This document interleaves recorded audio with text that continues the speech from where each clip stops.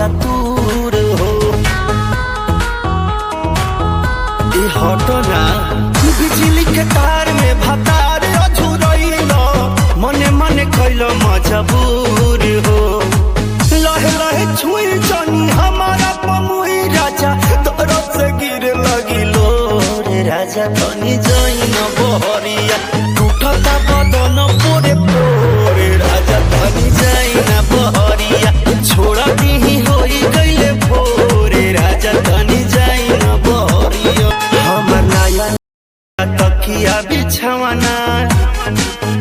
नया चोली के खोली तू बनवला खेलवना जा नाश कर देला हमर नया नया गवाना नया तकिया बिछावना नया चोली के खोली तू बनवला खेलवना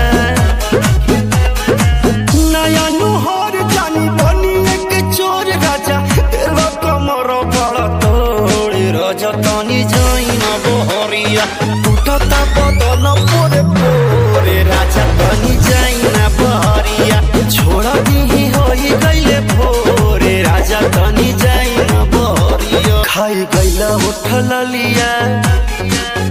तोरे दिल कन बलिया काट लेला बरिया री हमर सेव नियन गलिया